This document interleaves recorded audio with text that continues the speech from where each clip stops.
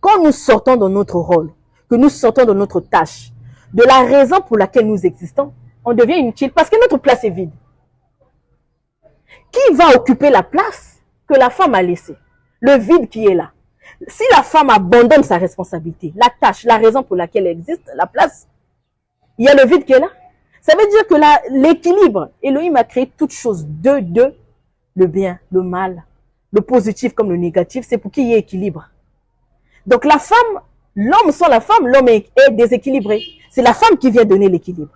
Okay. Donc si la femme démissionne de son poste, eh bien là, c'est le chaos. Mais comment la femme va jouer son rôle si elle ne sait pas ce qu'elle doit faire? Si elle ne sait pas pourquoi je suis là? J'aimerais souligner pour qu'il n'y ait pas confusion. J'aimerais apporter une lumière sur un sujet. Je ne dis pas que la femme n'est qu'utile en étant auprès d'un homme. Parce qu'il y a ceux qui ont reçu le don de ne pas se marier. La Bible est claire sur ce sujet. La Bible dit que celle qui n'a pas reçu le don du mariage, que cette femme s'inquiète des affaires d'Élohim. C'est-à-dire que cette femme se focalise sur les choses d'Élohim. Mais Elohim, quand il créait la femme, il voyait l'homme. La femme existe parce qu'il y avait un besoin chez l'homme. C'est pour cela que la Bible dit que l'homme, c'est-à-dire Elohim est le chef de Yehoshua. Yehoshua est le chef de l'homme et l'homme est le chef de la femme. La femme, est une couronne, un sujet de gloire pour le mari, pour son mari, pour l'homme. Donc aujourd'hui, j'aimerais dire, si tu as été créée femme, c'est parce qu'il y a quelqu'un quelque part qui a besoin, qui est dans une position de faiblesse. Il y a un handicap quelque part que toi seul tu peux combler. Mais c'est peut-être ça qui pousse aux femmes d'aujourd'hui d'aller de gauche à droite.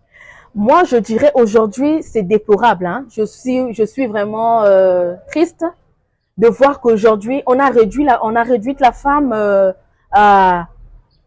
Je veux que la femme sorte un peu. Quand je dis la femme liée à l'homme, on a sûrement eu à recevoir des informations jadis dans le monde que la femme, quand on dit le foyer, on voit seulement le ménage, on voit seulement laver les assiettes, aller au marché. Non, je ne parle pas dans ce contexte-là.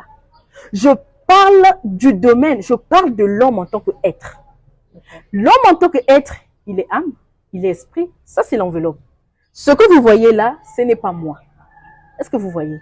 Ça c'est l'enveloppe qui me permet d'être visible. C'est-à-dire l'homme en tant qu'être, il est reparti en 3 parties. Il y a le corps, il y a l'esprit et l'âme. C'est-à-dire la femme, quand elle vient dans la vie de l'homme, comme aide, comme être semblable, comme pour combler le besoin, elle travaille dans tous les domaines de l'homme.